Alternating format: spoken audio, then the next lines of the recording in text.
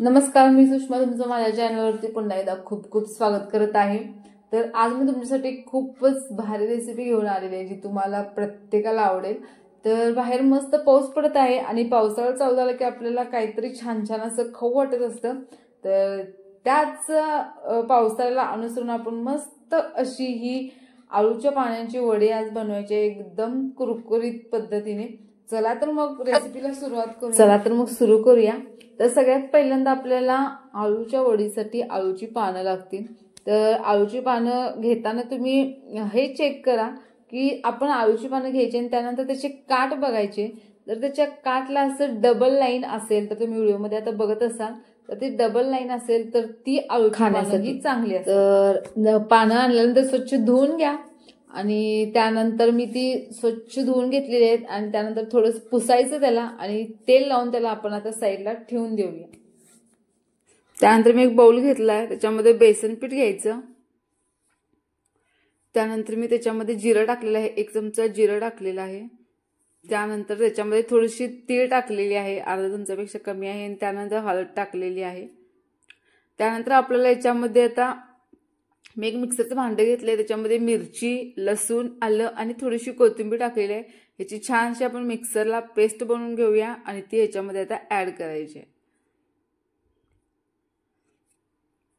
तर या पद्धतीने मस्त पेस्ट तयार करून झालेली आहे, ती ह्याच्यामध्ये आपण आता ऍड करूया। तुम्हाला तिखट किती आवडतं त्यानुसार तुम्ही हिरवी मिरचीचा यामध्ये वापर करू शकता। त्यानंतर चवीपुरतं मीठ टाकून घेऊया याच्यामध्ये। त्यानंतर हे छानसं आता मिक्स करायचं आणि छानसं मिक्स करून झाल्यानंतर आपण थोडंसं पाणी ऍड करत ह्याच्यामध्ये छानसं बॅटर बनवून घ्यायचं। तर हे बॅटर बनवताना खूप जास्त पातळ किंवा खूप जास्त असं जाडसर न बनवता बघू शकता तुम्ही क्वांटिटी अशी ठेवायची। चला तर मग आता ही पानं आपण घेतलेली आहेत, तर पानं ही लाटून घ्यायची जेणेकरून जे त्याच्या शिरा असतात त्या अशा थोड्याशा दबल्या जातील। तर लाटण्याच्या साह्याने हळूवार एखाद दुसरी वेळ लाटणं तुम्ही फिरवा, मस्त असं हे पानं छानशी तयार होतील। तर मी सगळ्या पानांवरती ह्या लाटण्यानं फिरवून घेतोय आता। त्यानंतर आता या सगळ्या पानांना आपण तेल लावून घेऊया व्यवस्थित। तर या पद्धतीने सर्व पानांना आपण तेल लावून आता घेतलेलं आहे। तर असं तेल लावून घ्यायचं आणि त्यानंतर मग आपण जे तयार केलेलं बॅटर आहे ते ह्याच्यामध्ये आता छानसं आपण लावून घ्यायचं आहे। तर तुम्ही व्हिडिओमध्ये बघू शकता, तुम्ही हाताच्या साह्याने सुद्धा लावू शकता, मी हे चमचाने लावत आहे। तर व्यवस्थित असं पसरवून घ्यायचं प्रत्येक एक ठिकाणी। आणि त्यानंतर दुसरं पान घेतलंय आणि मी त्याच्यावरती सेम त्याच पद्धतीनं आपण त्याच्यामध्ये ठेवलेलं आहे। एक जण काय करतात तर ते पान असं उलट्या पद्धतीनं ठेवतात, तर आपण हे आहे तसंच रोल करणार आहोत एकमेकांवर 3 ते 4 पानं ठेवून। तर प्रत्येक एक पान ठेवायचं आणि त्याच्यावरती हे बॅटर आपण तयार केलेलं आहे बेसन पिठाचं ते लावून द्यायचं। तर तुम्ही बघू शकता व्हिडिओमध्ये। तर या पद्धतीने मी एकमेकावर 3 पानं ठेवलेली आहेत। तर ह्याच्यावरती पण आता आपण आणि त्यानंतरचा असा हळूहळू आपण मस्त असायचा अलगद असं छानसं रोल बनवून घ्यायचा आणि शेवटच्या काटांना थोडंसं पीठ लावून हे छानसं चिकटवून हा रोल आता तयार झालेला आहे आपला। तर एक चाळण घ्यायची, त्याला तेल लावायचं आणि त्यामध्ये हे रोल आता आपण वाफवण्यासाठी ठेवणार आहोत। तर याच पद्धतीने मी सर्व पानं एकमेकांवर 2 ते 3 किंवा तुम्ही 4 ठेवलात तरी सुद्धा चालेल असं ठेवलेलं आहे। चाळणीत हा खूप मोठा रोल होत होता त्यामुळे मी मधून कट केलेला आहे। त्यानंतर आपण मस्तपैकी एक 10 मिनिटं याला छानसं वाफवून घेतलेलं आहे, तुम्ही बघू शकता व्हिडिओमध्ये।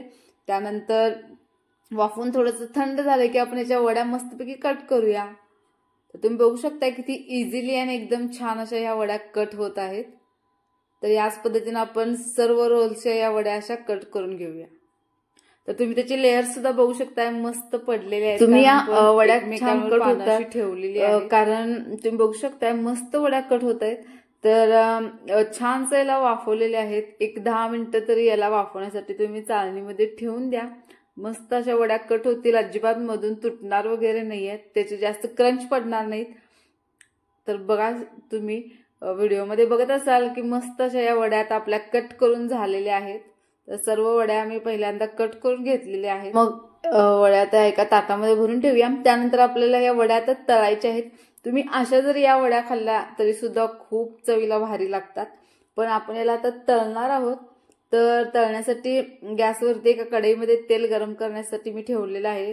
तेल छान गरम करू द्यायचं आणि त्यानंतर गॅस बारीक करायचा आणि बारीक गॅसवरती आपल्याला ह्या वड्या मस्त अशा तेलामध्ये, तर तेलामध्ये वड्या मस्त अशा एकदम कुरकुरीत होईपर्यंत तळून घ्या, खूप छान लागतील। तुम्ही बघू शकता एक साईड तळून झाली की दुसऱ्या साईडला आपण ते पलटायचे आणि अशाच पद्धतीने आपण सर्व वड्या ह्या तळून घ्यायच्या। तर तुम्ही बघू शकता व्हिडिओमध्ये वडी मस्त अशी तळून तयार झालेली आहे आणि त्याच्या लेअर्स सुद्धा तुम्हाला आता सुद्धा दिसत आहेत। तर अशाच पद्धतीने आपण सर्व वड्या तळून घेतलेल्या आहेत आणि आपली ही मस्त अशी आळूची पानाची कुरकुरीत वडी तयार झालेली आहे खाण्यासाठी। तर तुम्हाला माझी आजची आळूच्या पानांच्या वड्यांची रेसिपी कशी वाटली ते नक्की सांगा। रेसिपी आवडली असेल तर लाईक करा, तुम्ही पण घरी नक्की ट्राय करा आणि चॅनलला सबस्क्राईब करायला अजिबात विसरू नका। थँक्यू।